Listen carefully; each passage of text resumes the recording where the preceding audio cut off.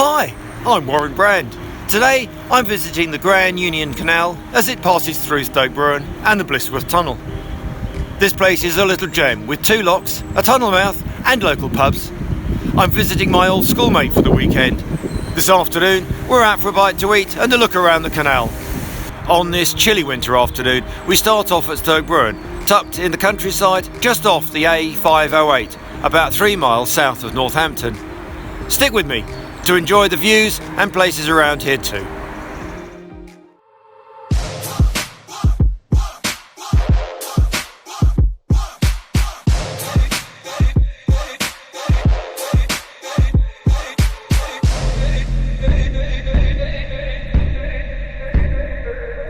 Once we'd parked up near the museum and coffee shop, using the pay and display car park, we peered through the windows of the Canal Museum. It looked good, but was shut, out of season. We turned right north along the canal towpath, the short way towards the Blisworth Tunnel. Apart from a few folk out with their dogs, there wasn't much going on at this time of year. The old blacksmith's building, right by the tunnel mouth, was all closed up, but the local info board gave a description of its history.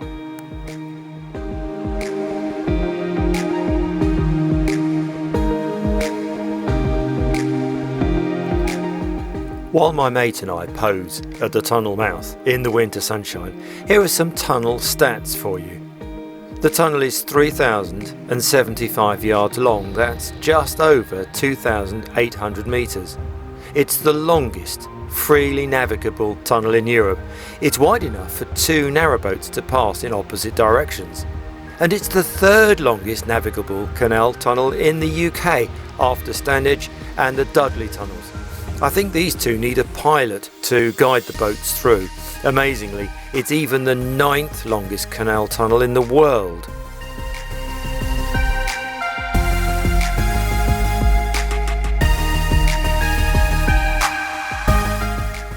Several info boards along the route explain more about the history of the canal.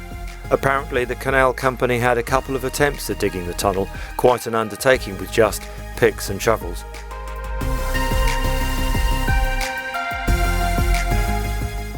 Walking back towards Stoke Bruerne, the canal looked wide and welcoming. I could imagine, back in the 1800s, the canal being like a busy motorway of barges, all jostling for their route, each being pulled along by horses, passing each other along the towpath. Back past the car park and museum, we found the first of a series of locks on the canal. The first is called Top Lock.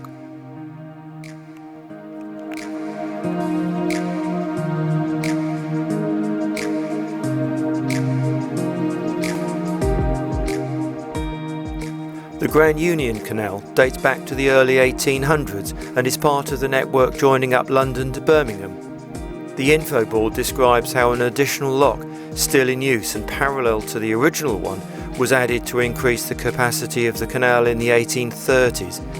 The original lock is empty except for an old barge propped up on blocks.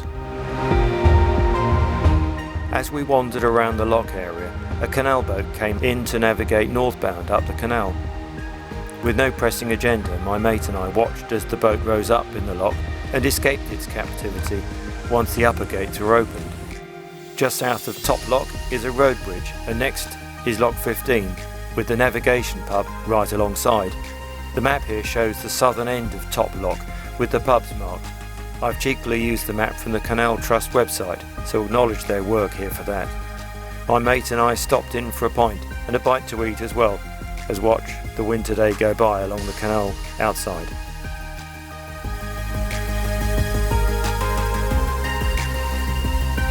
There are at least 2 local pubs, a coffee shop and a restaurant, and I can't say which I would recommend as we only stopped in one today. However, the navigation was quite large inside, well presented, and had a good range of beers and food on the menu.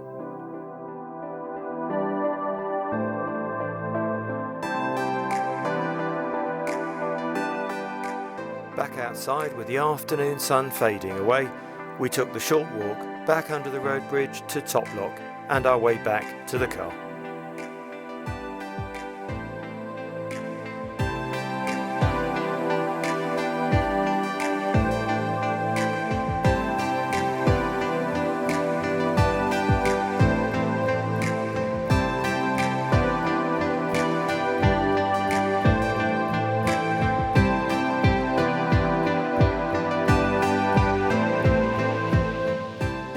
I've added this voiceover in post-production as the trip was rather impromptu and I hadn't done any research ahead of the visit. Surely though, the area would be a delight to visit in the summer, but even on this chilly, bright winter's afternoon, it was a lovely spot, well worth a visit. I have added some notes to the description below. Thanks for watching and bye for now.